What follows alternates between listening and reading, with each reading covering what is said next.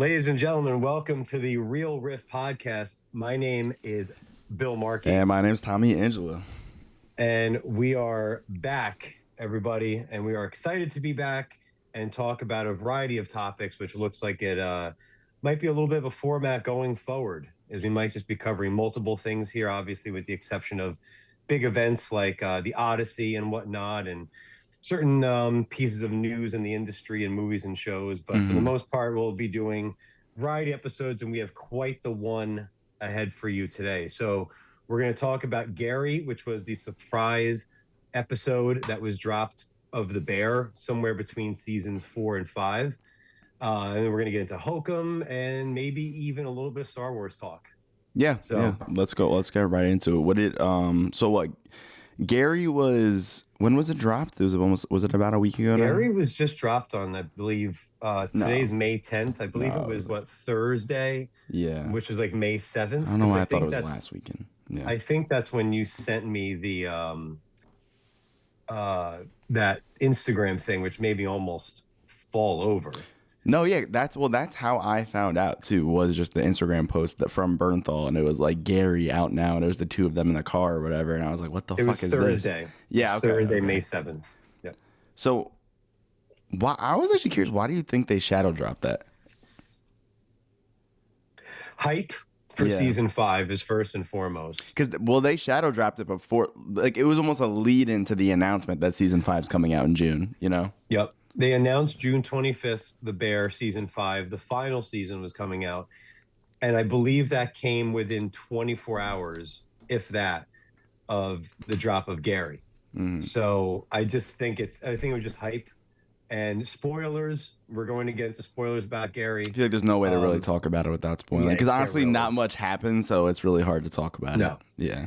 And where that episode ends clearly is going to be bringing us into season 5 with some heavy concerns and questions going in. So I think it was mainly a hype thing for season 5. I think that's really what it was for. Yeah. Because again, like you said, not a ton happens. Oh, well, I would say, nothing plot wise happens. It's all character development. It's all a character development. Nothing happens other than they drop off a package. Yeah. And the most important thing that bleeds us like into this timeline of the Bear current day is the last 5 seconds. So that's why I'm going to say season 5 hype. I mean, and also not this matters. Eben Moss and Bernthal are everywhere right now. They're on Broadway. You know, like I saw the show they did, Dog Day Afternoon. Like, you know, these guys are of the conversation. Eben Moss with Avengers coming out, Bernthal with Spider-Man and the Odyssey. These guys are like a hot topic. So why not? And he has his own Punisher special, right? And the Punisher short is dropping, I think, this week. We're recording Sunday, May 10th. I believe it's legitimately this week. Okay. So what did you think as the person who introduced me to The Bear a couple of years ago, and now as a result, The Bear is like my favorite show of all time? I really like this. I mean, because at the end of the day, this is just what I want. This is like what I watch The Bear for. This is just typically what I like. It's almost like nothing happens other than conversation. It's conversation, vibes, music. It's like taking a road trip to a small abandoned town with like your best friend. Yeah. That's kind of what this episode is. And it's just really cool. And it's really interesting to see how happy Richie was before Mikey's death. And like, you know, he's at this precipice of his life where he's so happily married. They obviously show his marriage is really good at this point. They show how excited he is to be a father. They show how like great the friendship between Michael and Richie is. And then at the end, and then as the episode continues to go on, I really like how every little moment with Mikey is just like another drop into this like brewing pot. And it's this kind of, you are waiting for him to snap. You're waiting for the shoe to drop. Because especially there's a moment where they pull over and they play pickup basketball. And great moment. And it does not feel good. Like something feels wrong. Something feels really, really wrong in that scene. I like the scene. No, I like the scene, but it's tense in that you could tell Richie's is playing with the young guys fucking around. And with Mikey, you can't tell if he's fucking around or if he's really being an asshole.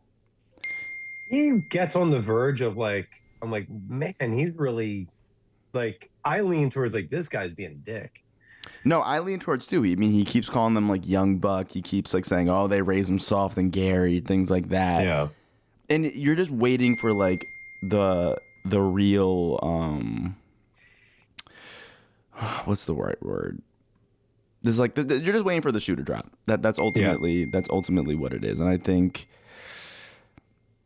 that just made for a really compelling episode. Like I honestly I just like the whole friends on a road trip playing music in the car. I mean, Richie made like a whole like tape, and I just like seeing how off and on like Mikey is. Like there's like my favorite moment in the entire episode is when he like opens up to this woman in the bathroom of this dive bar in Gary, Indiana, and he says something along the lines of like, there will be 6 months where I'm just in absolute bliss, and then like weeks or days or months where just everything feels useless and everything feels monotonous and pointless.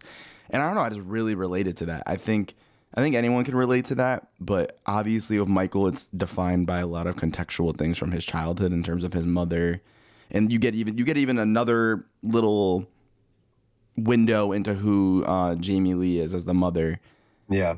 where you could just like you could literally see that Mikey is just the child male form of the mom, where it's just on and off. Like 1 second she'll be so happy. I mean, you see it in the Ice Chips episode. Like you could actually see how Mikey and I forget what's her name. Sugar. Nat. No, the mom's Abby name. Elliott. Oh, Dee Dee, Donna. yeah. Donna. Donna. Yeah, you could see how Donna and Mikey are almost inherently the same character. Yeah. They're inherently almost the same character, and I find that really interesting. It's just one drowns himself in alcohol and one drowned himself in drug use, and I just. Did you notice the empty pill bottles in the glove compartment? Mm-hmm. There's so many little Sorry, details. There's so many little details in this show, and I thought the cuts to this like burning field were just very representative of Mikey and Richard's relationship. Yeah. And that it's this beautiful grassy field, but it's always on fire. You know, and that's almost what the Bears environment is in the restaurant, you know? It's like happy family, but it's always on fire. There's always something cooking and brewing, you know? Do you know something I believe I noticed, and I hope I have this right, that I just hit me to now is one, I'd be very curious. I feel like it's not that. Wonder where this is on the timeline of Mikey's death. I feel like it's close. This feel I want to say. Oh no! Well, Richie's daughter's what, 6, and she's not even born.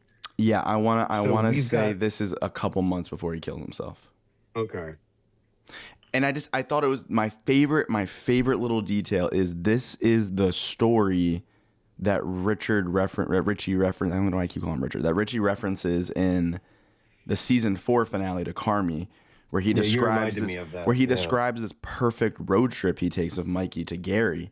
And once you finally see Mikey's like breakdown in this dive bar and how he projects all of this jealousy and hatred onto Richie, the fact that is that is Richie's perfect memory of Mikey is equally parts happy and equally parts sad. Like it's really tragic that he takes the good and the bad.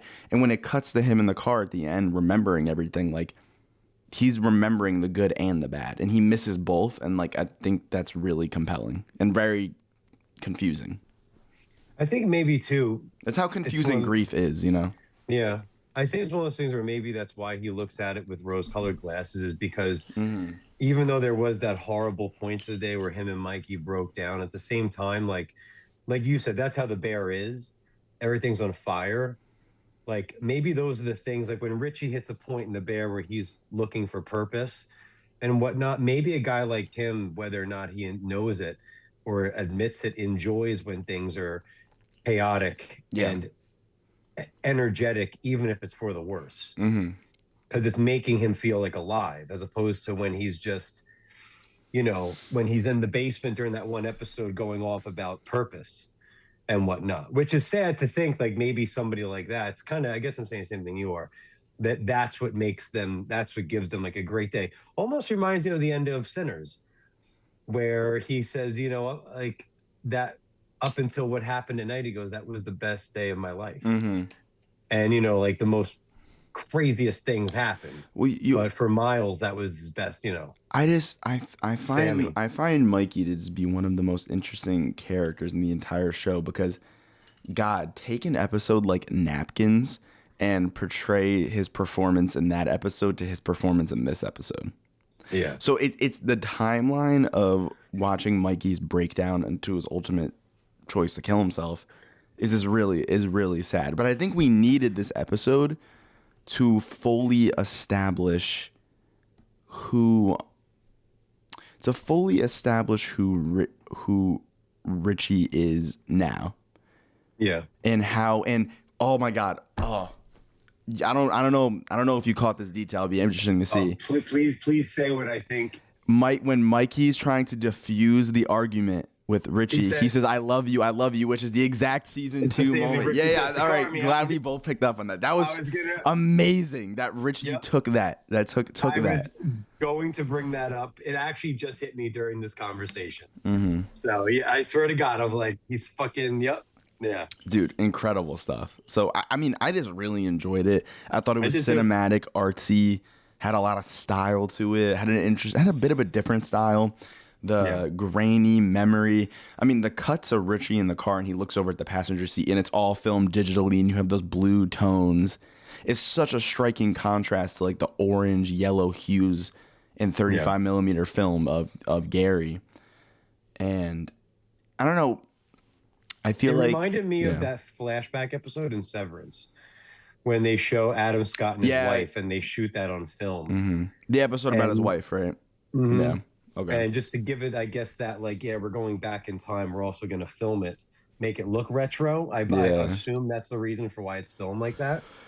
I think also just to portray the vibes that they were going for. It's like two friends. Yeah. It's a memory. It's two friends on this like hazy road trip. They don't really know what they're doing, and there's just a lot of interesting reveals. I mean, it's an interesting reveal that Mikey just never really like actually did anything. Like he just made them run around Gary, Indiana, and hang out for no reason.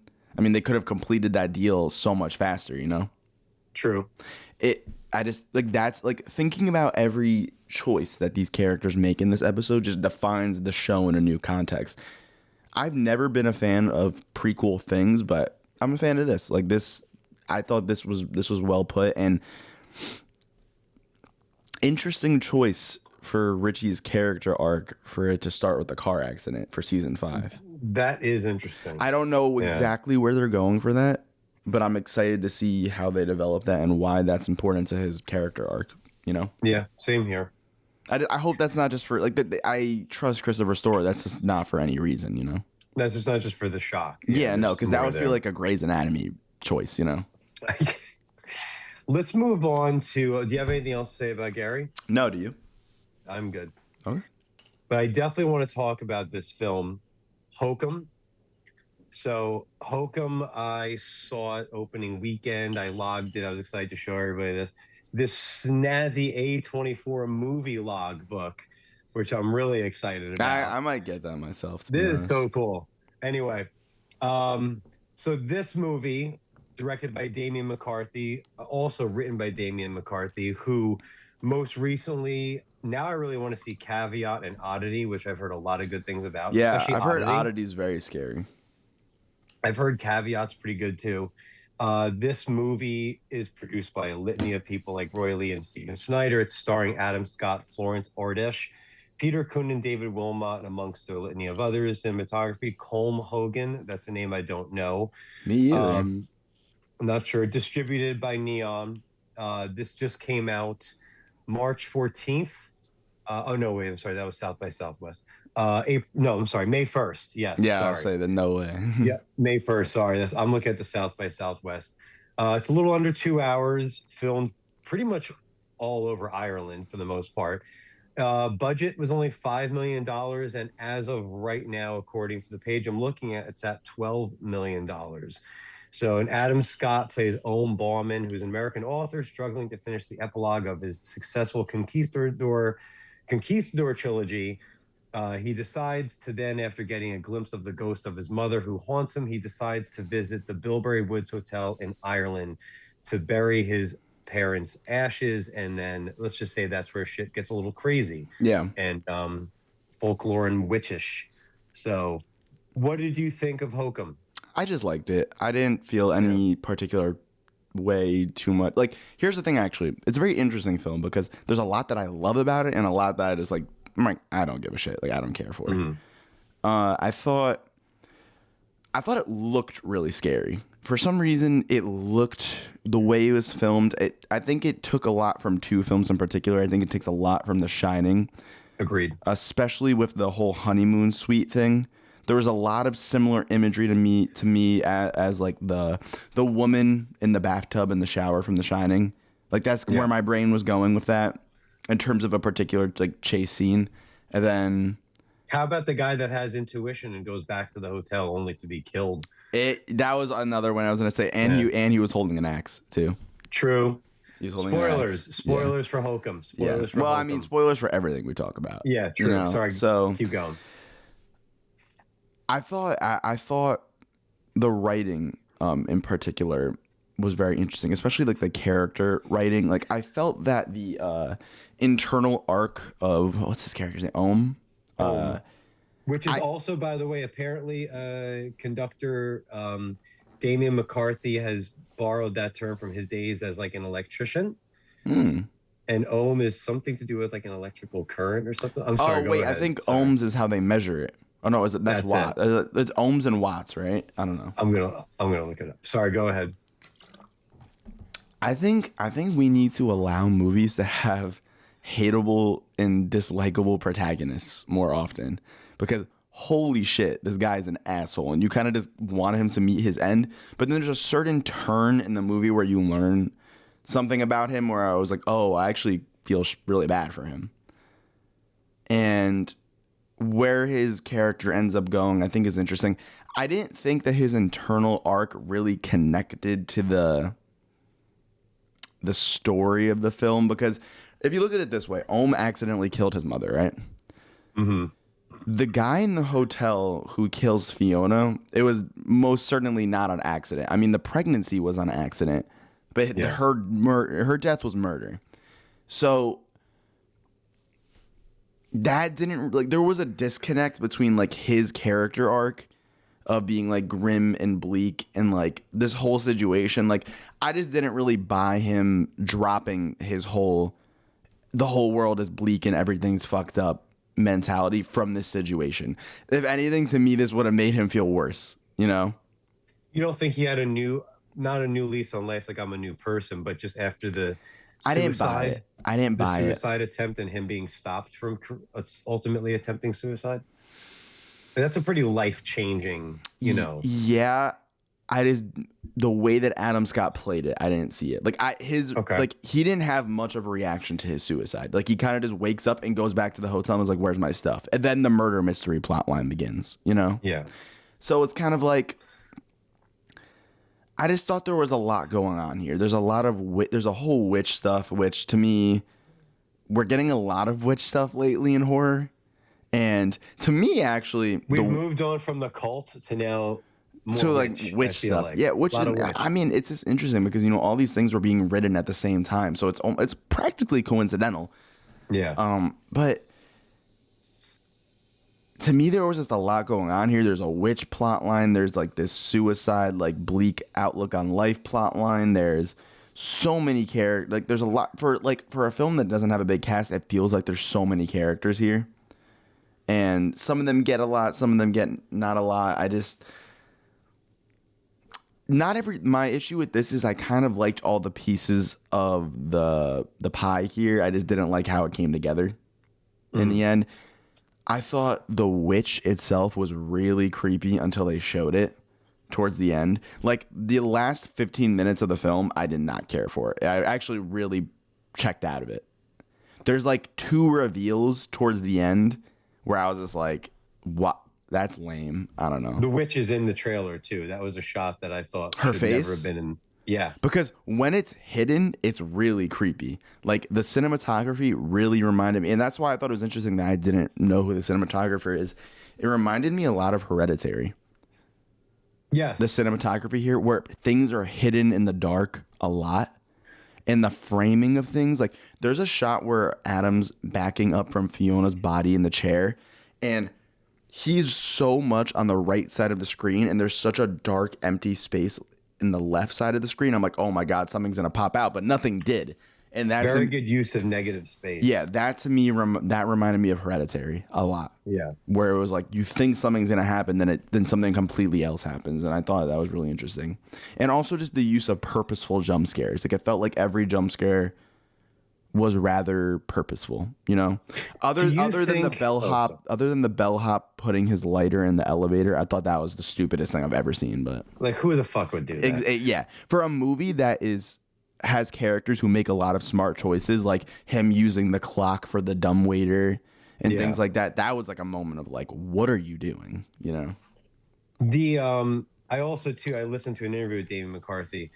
Like I think he does really well with just like capturing the environment, like the way that he zooms in on the creepy face of the kid who is like attached to that little bell. And actually said they had to make a big version of it because the real one was so small. He's like, you just can't get a good shot of it. So they had to like build different scales of that thing just to get that one shot. He's so good at making the environments a character. Like the hotel itself is probably the best part of this movie. Like it's instantly I want to use the word iconic, but it's instantly like a character, you know? Yeah. You know the layout of the hotel, and you know, like it feels like a really good horror movie location. Oh, I agree. But it's just ultimately I didn't really get how the mother plot line connected to the witch plot line, and those seem like two ends of the spectrum. Yeah, like it was like.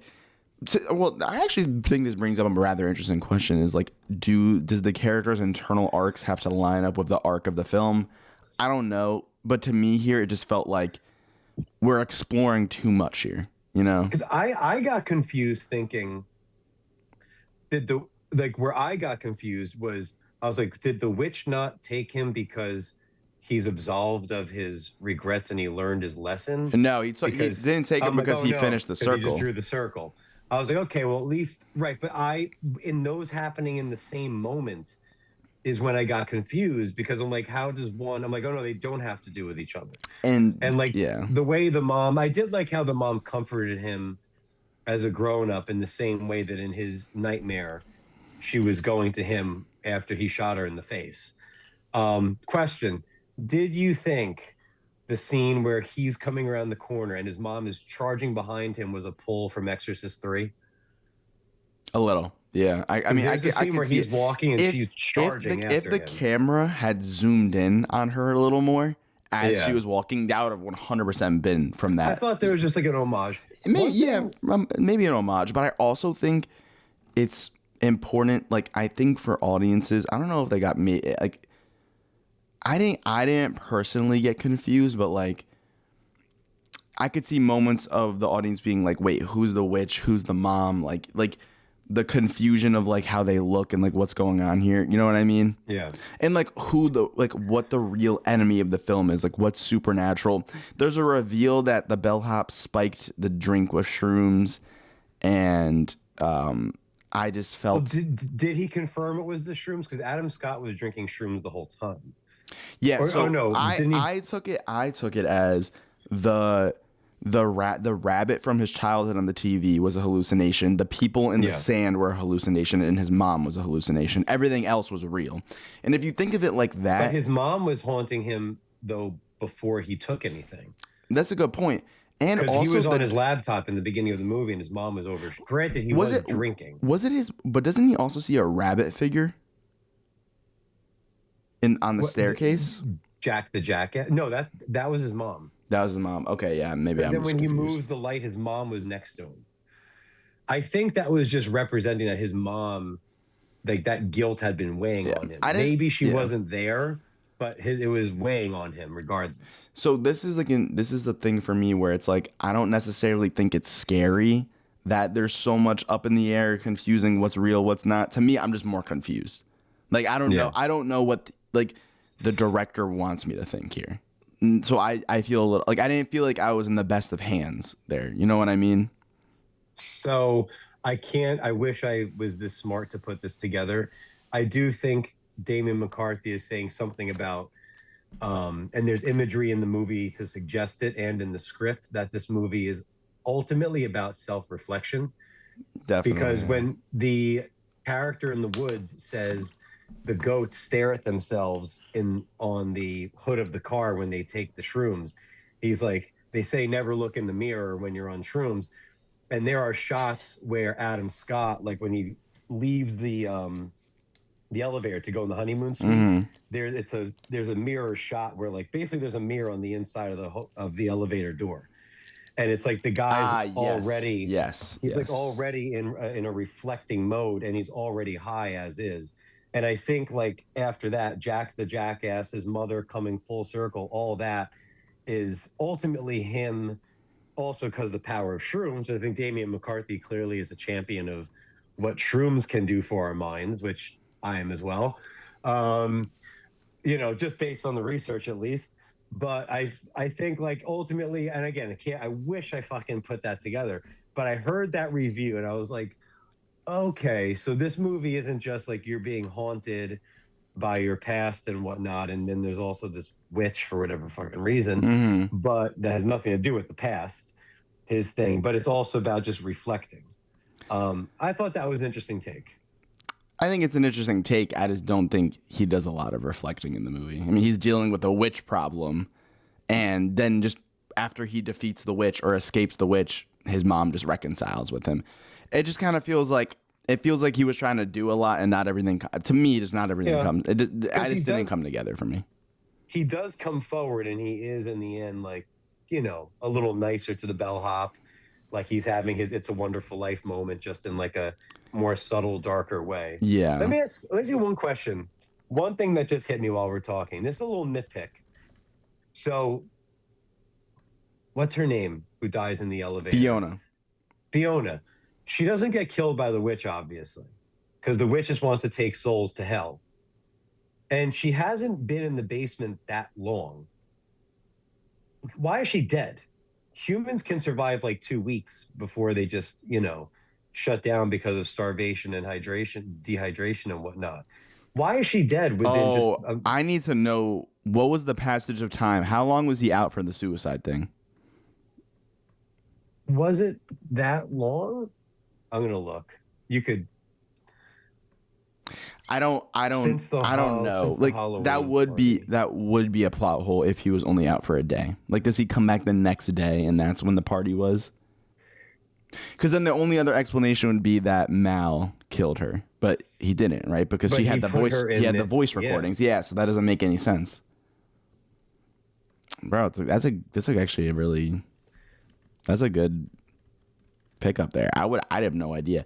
I just think She's missing this since movie the has too much Halloween going on party, for its own bro. good.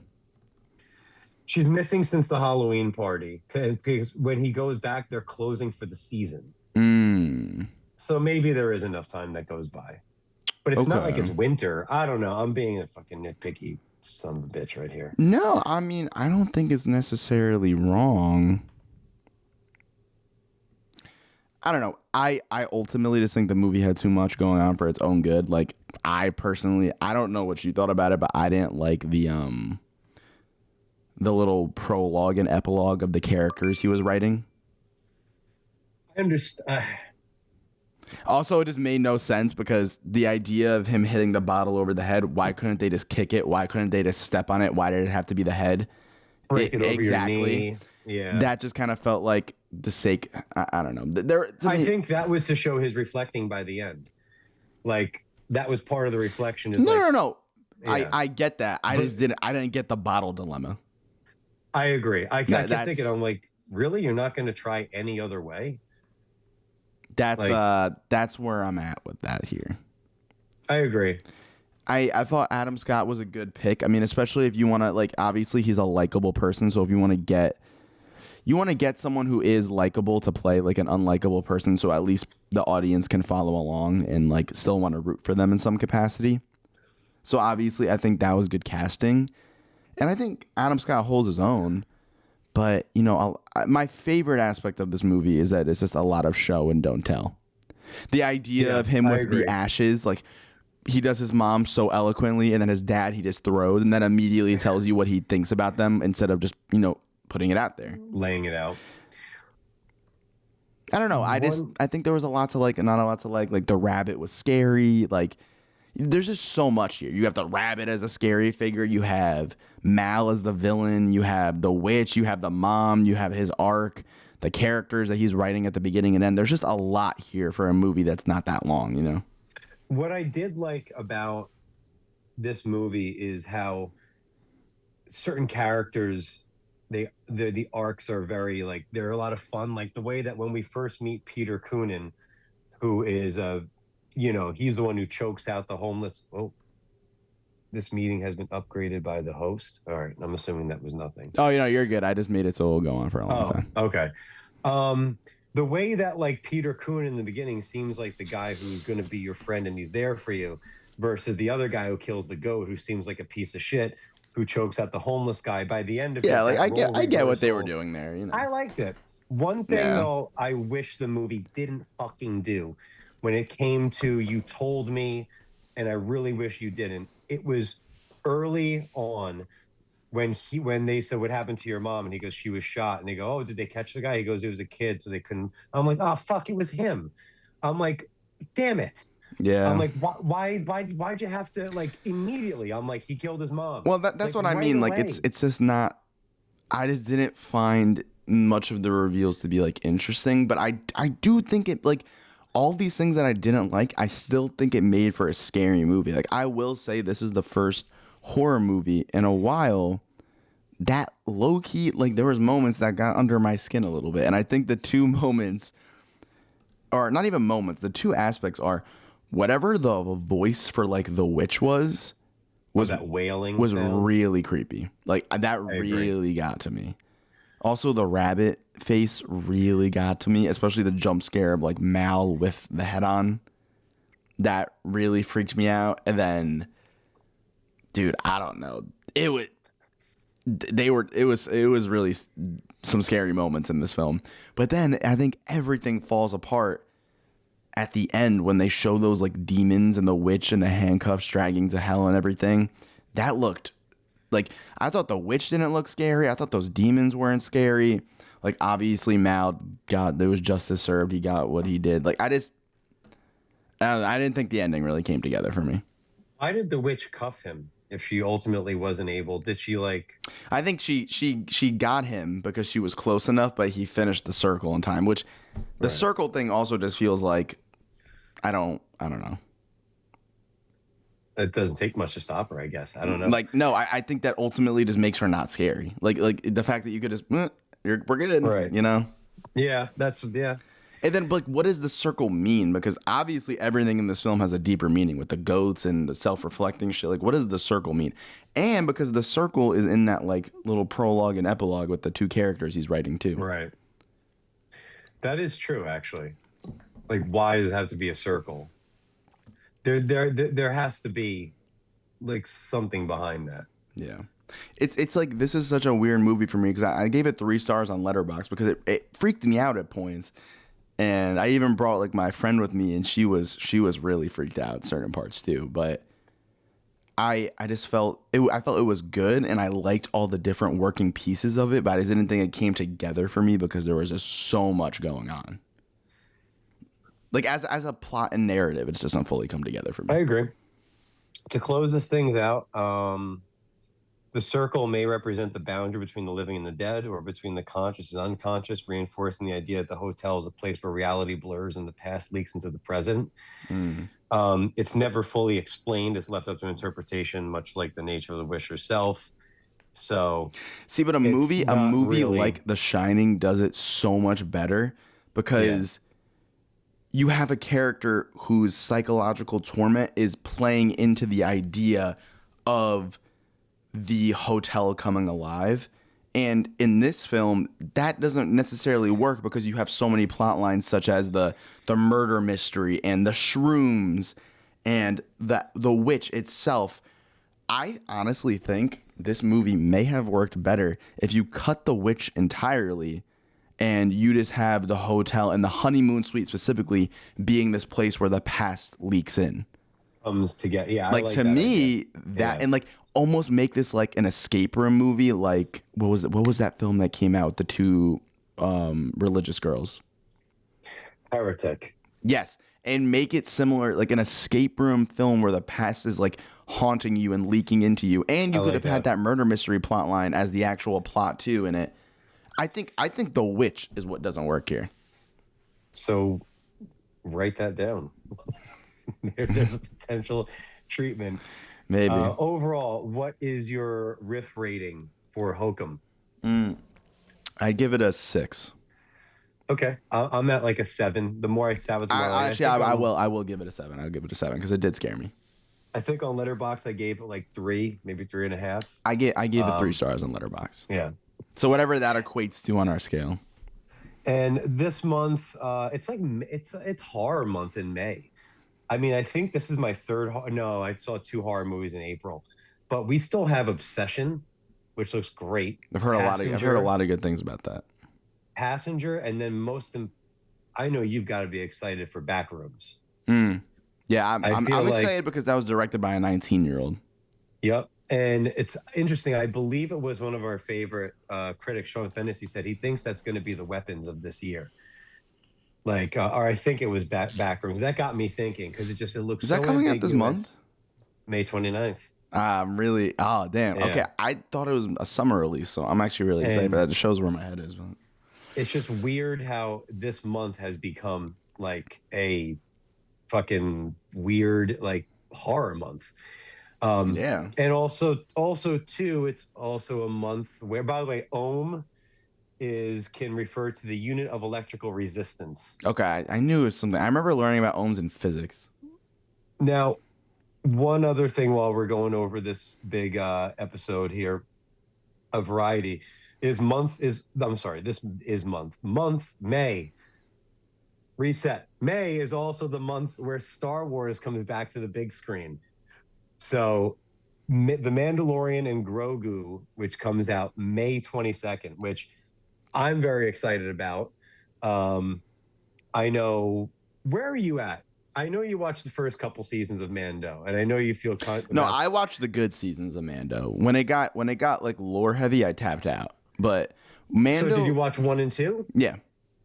Okay. Did you watch Boba Fett, where it basically becomes Mando season 3? Watched 2 episodes, and I genuinely thought the second episode was so truly horrible that I stopped watching it.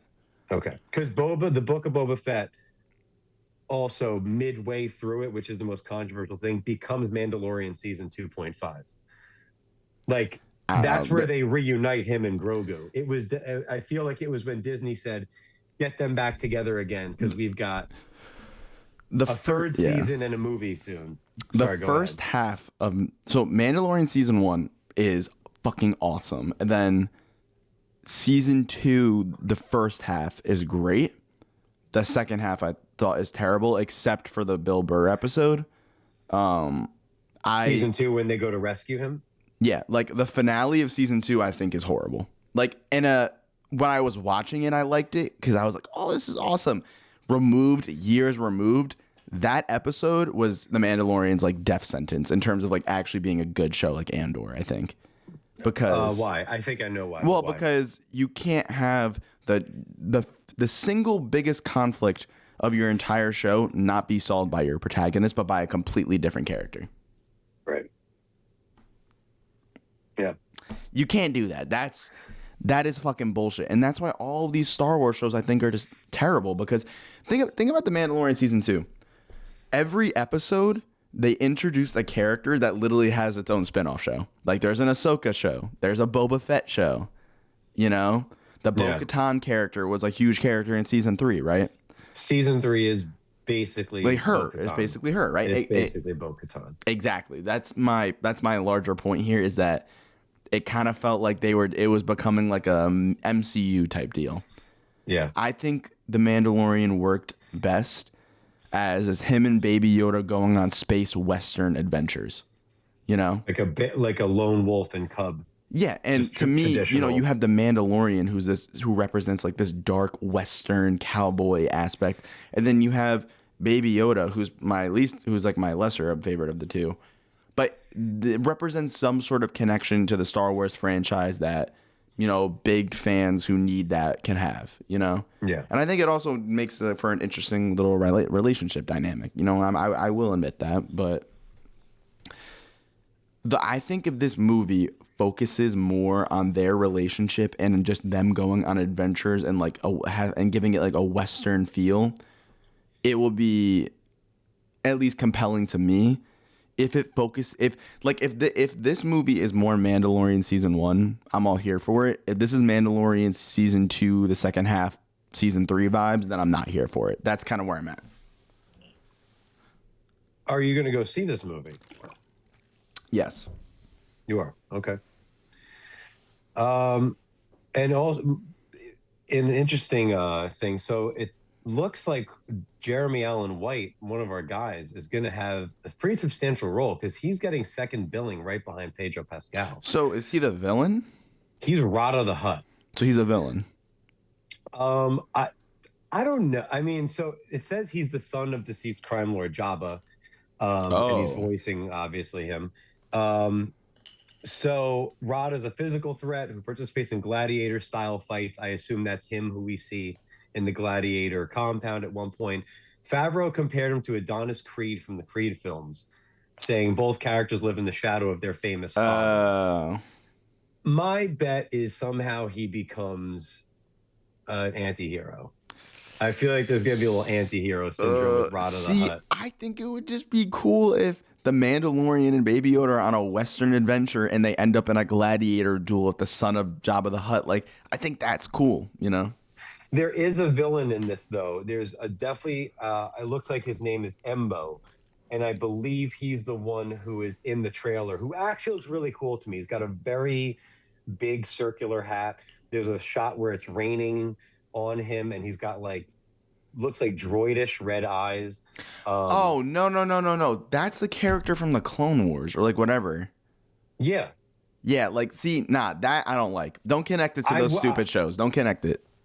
I wouldn't be surprised if Embo ends up as somehow our, you know, antagonist. Not to say that the Clone Wars is sure. Okay, I'm not saying the Clone Wars is stupid because I know that it has a big fan base and I haven't watched it, so I'm not saying if it's good or bad. I have no idea.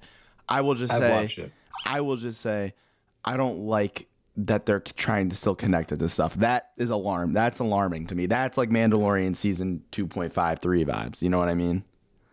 That's like Rise of Skywalker vibes. It's like you're trying to tell a story about all these characters, but you just can't help but still connect them to the bloodline. That is what I'm saying is like, I feel like Star Wars cannot leave its past alone. It's like, it just keeps looking back to the past because that to them just signals dollar signs, you know? And I think just give me a good Mandalorian and Grogu story like season 1 is. Give me a compelling villain like Giancarlo. You know what I mean? Yeah, that's all you need. But have it be an original character, have it be an original story, and have it be compelling. Jon Favreau can do that. Why does he have to connect it to all these things? I think you might get that, though, in Starfighter with Gosling. Maybe, but the creative team behind that where I'm like, I'm not here. Why? Who is that? No. Who is that? That's not Lord of Miller. It's Sean Levy. Oh, Sean Levy, right. I'm thinking, you know what? It's Sean Levy and Ryan Gosling. To me, that just screams they're going to make a family comedy Star Wars and not like a dark original story, I just want a dark original story. That's all I want. It says it's set 5 years after Rise of Skywalker and brings a fresh standalone adventure. See, Amy I mean, Adams that's interesting to me. I love Amy Adams. I mean, like, that's interesting to me inherently. I'm cautiously optimistic about that one. I think being cautiously optimistic about anything Star Wars, and I am a gigantic Star Wars fan, is not an unrealistic thing here. I mean, I was just going back to some of the movies recently, as I do every 5 minutes of my life, seemingly. And it's like looking back at like Rise of Skywalker. It's like there was a Mm-hmm. chance there, like I'm sorry, The Last Jedi, which for me has actually aged better. Like even The Last Jedi by Ryan Johnson gets a ton of shit. I actually think we need more Ryan Johnson with his outlook on Star Wars, meaning he was trying to disassociate and be like, okay, Rey's parents, they're nobody. She's not tied to anybody. In Rise of Skywalker, they decided no, she's a Palpatine. Even at the end of Last Jedi, there's that great shot of the kid who grabs the broom using the Force. Just some regular kid, just saying like, yeah, like there's other people who can be, but Rise of Skywalker says no, it's you got to be in the bloodline. And like Rian Johnson, I actually think he was the one who said, "Fuck the mask of Kylo Ren. It makes you think of Darth Vader. I'm going to have him smash it." Then Rise of Skywalker decided to glue it all back together again. I actually Yeah. think Rian Johnson was heading in a direction where he was taking the familiar toys. He killed Luke. He was like, "All right, I'll give you your final battle with Luke, but then he's dead." Like it was Rise of Skywalker who not only brought Luke back as a ghost, but he was a ghost who helped with the plot, who Mm-hmm. helped lifted the starship. I actually look back at Last Jedi now, and especially some of the cinematography, like the throne room scene. Like he took Snoke and he's like, "Fuck Snoke. We don't need this gigantic emperor like person." And then Rise of Skywalker decided, no, not only do we need somebody like Snoke, but we're going to bring back Palpatine.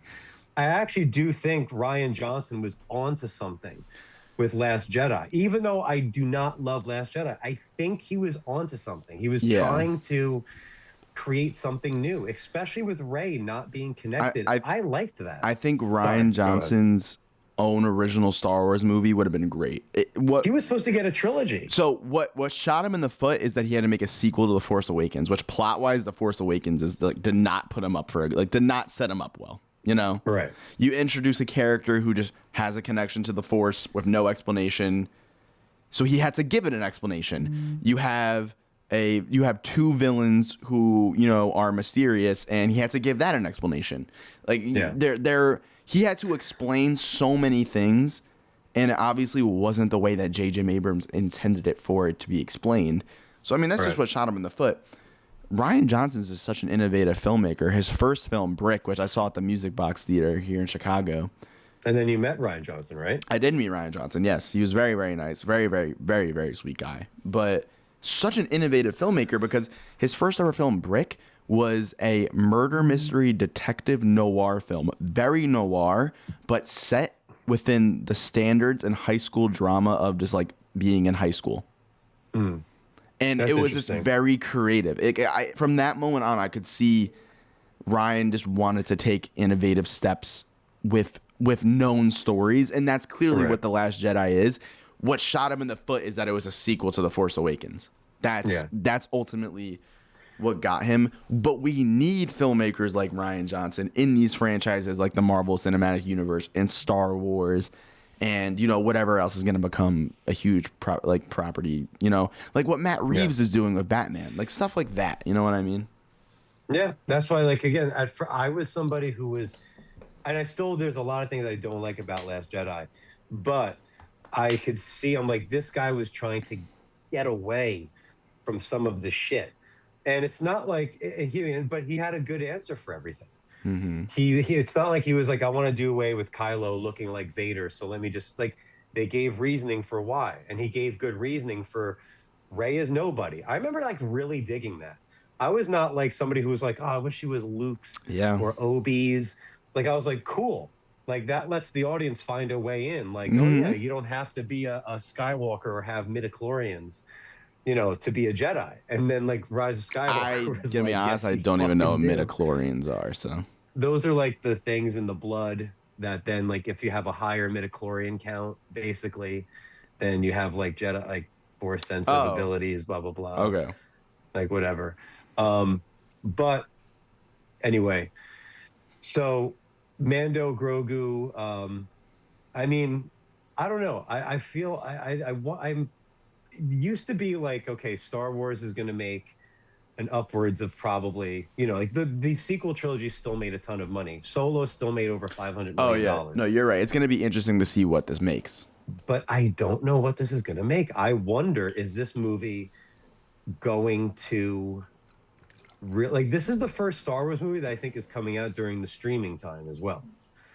So now it's like how many people are going to run to the theater to go see this, Mm-hmm. and how many are just going to be like, yeah, I'll wait, especially coming off of what we're coming off of with season 3 and the fact that it's been a couple of years since season 3. Just like, do general audiences really know who Mandalorian? I mean, like they know who Baby Yoda is, but do they know who Mandalorian is? You know what I mean? Like, Right. I feel like there's so many people who don't know that Baby Yoda's real name is Grogu. You know, they just that's when they see that, when people, like, when your aunt's in like fucking Target shopping and she sees that, she's like, oh, that's Baby Yoda. You know, that's like the toy. You know. Right. That's why, and I mean, it's been 7 years, and I just since like a Star Wars movie has come out in theaters. I just wonder because the television shows have not been getting the best reviews, like how Mm-hmm. that affects interest in this. And apparently, the production is about 166 million, which actually does make it the cheapest Star Wars produced by Disney. I'm sure so much of this movie was filmed on, like, what is that thing they have? Um, the volume, Yeah. I think it's called the volume. I'm sure so much of this movie was shot on that. Yeah. And it's hard to actually see what the tracking is. It looks like they're being very, oh no, never mind. Box office tracking for an $80 million launch. Hmm. 80 million for a Star Wars though. Like, is that, I mean, we'll and that's see. a 4-day weekend for Memorial Day. Sorry. I don't know what this movie is gonna be. I think if it's just an original good story, I'll dig it for the most part. If they Yeah. try and tie in so much stuff, and especially like if they try and set shit up, it's gonna annoy me. Like if they don't just tell a complete story here, I think they failed for me. For me, I'm not like, as Star Wars fans. I'm sure they're like the MCU fans now. They like the post credit scenes and the setups and all that stuff. You know what I mean? We are supposed to get though, which is why this movie was a little confusing why we were even getting it in the first place, because the original movie that was announced amongst a fleet of films was the Ray movie, unofficially episode 10. James Mangold making a movie set like 100,000 years before like the Jedi, and then it was going to be the Dave Filoni, basically like the Avengers Endgame, where it was going to be all the characters coming together from the shows. And then this movie got announced out of nowhere. So if that Dave Filoni movie is still happening, does this movie lead us? God. This might lead us into the Dave Filoni. Yeah, I'm probably not gonna like this movie then. That's just my guess, because this movie was not an announced movie a few years ago, but the Filoni movie was. Like, I don't like, to me, it's so stupid that like to enjoy a movie, I have to like, how many seasons of the Clone Wars are there? Like, how many episodes are there? Like, I don't have the time for that right now. Look, take it as somebody who watched the Clone Wars after hearing all the hype. I liked it, but I love Star Wars. I think people they overhyped. There's a lot of fluff. But like that's what I mean. Like, do I have to watch all of that to like have the best experience with this movie? Like, I don't think that's necessarily fair to general audiences now. Like, think about how many shows there are. The Clone Wars, how many like specials there are. Ahsoka, Rebels. Mandalorian, the Book of Boba Fett. Now with this whole Darth Maul shit, like what is happening? Like, there's so much. I'm interested in Darth Maul. Well, I know it got good reviews, but my point just being like there's so much, you know.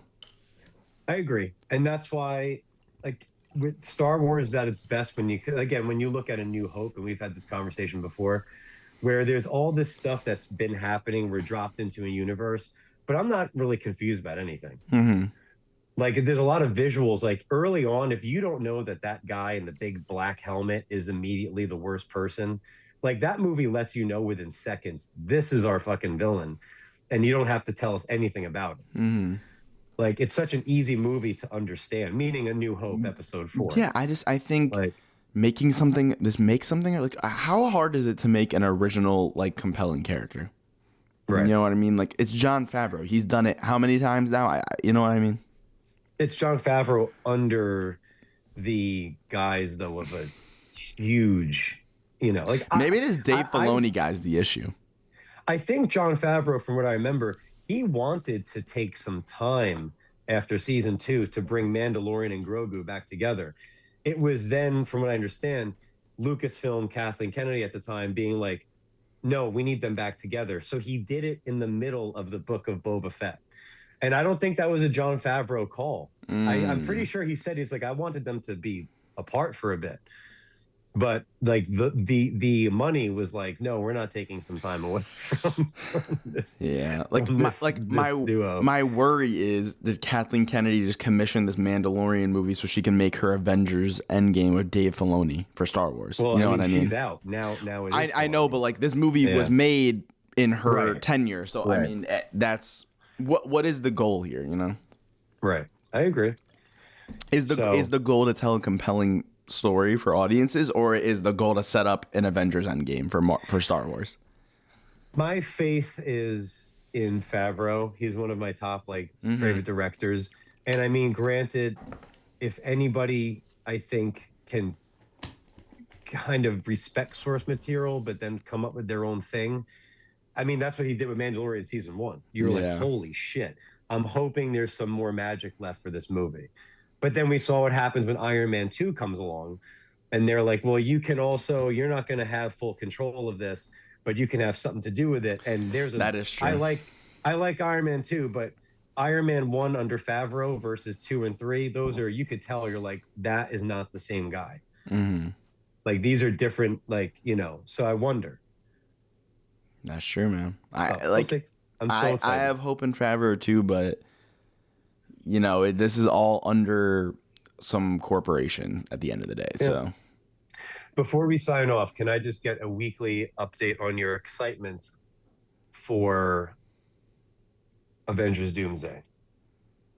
not thinking about it much right now. My headspace is Okay. What's like my headspace right now? Yeah. I'm just looking forward to the Odyssey. I'm looking forward to I skipped out on that Odyssey trailer. I was like, I don't need it, you know? So you can get to hear all the backlash that they're not using accurate accents and that their armor. How much is money did not- Gladiator 2 make? Yeah. I don't know. You know, it's like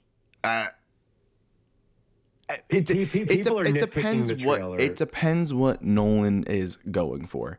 I mean, Right. Did you watch Oppenheimer? I can assure you they did not say those things in the Right. actual historical context. They did not talk that dramatically. Right. But holy shit, it made for a compelling ass movie. Yeah. So I mean, you know, that's my point there. But I'm excited for the Odyssey.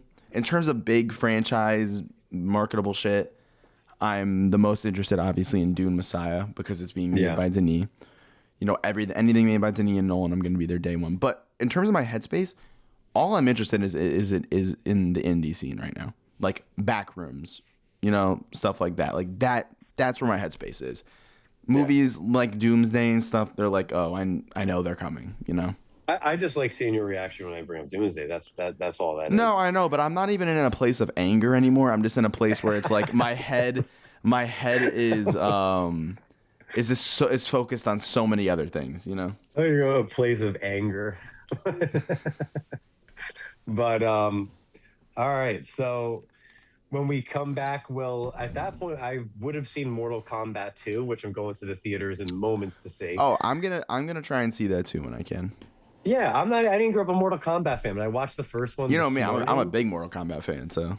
Yeah, I liked it. I was like, this is a good palate cleanser. If anybody's watching this and they're really going to judge this movie, I'd be like, dude, come on. So so before we sign off, my least favorite part of that Mortal Kombat movie that came out was it 2021? 2021. Yeah. Yeah, it was during, I think it was one of those first like day and date releases for Max. It was one of those. HBO Max, yep. Yeah, so my thoughts on that were I liked everything except the CGI like violence. I thought we could have done with some practical effects, which I know they did not fix in this sequel, but you know, that's great. Whatever, that's not that big of a deal. My biggest issue was that Cole Young, main character. He's not an actual Mortal Kombat character, and I did not find him compelling at all. I agree. But they got rid of him in the second movie. Well, they didn't get rid of him. Oh, really? They didn't get rid of him, but the main character's Johnny Cage, and he's being played by Carl that I know. Urban. So, like, that's all I need to know. That's one of our guys. And it's an actual tournament. The issue with the first Mortal Kombat movie was it wasn't a tournament. It was the Shang Tsung trying to kill them. So it was like a little, you know, the whole point of Mortal Kombat was Shang Tsung's running this tournament, but it's really corrupt, you know? Right. And that's like the compelling conflict. Well, I'm pumped. I'm ready for number 2. Me too, bro. Get over here. All right, so everybody, nice variety episode there. We got Mortal Kombat talk, Mandalorian talk, Hokum. What The the hell bear. did we even open with? Oh, the bear. Yeah. So we will be back shortly with some more horror talk. Maybe we're going to be reviewing Mandalorian and Grogu at some point as well. And eventually we got a whole lot of shit. Spider-Man coming out, The Bear season 5. We're going to have a lot to talk about. Yeah, I was going to say, the Odyssey. what would be next? Like Mortal Kombat. And Backrooms is in a couple weeks. So I'd say I would say look forward to like Mortal Kombat, Backrooms, and The Mandalorian. Those 3. Yep. And I believe Obsession and Passenger will be coming out over the next couple weeks. Yeah. So, but as for now, my name is Bill Markey. Tommy Angelo. And thank you everybody for joining. Don't forget to like, subscribe, share, comment, and tell everybody. See you next time. Peace.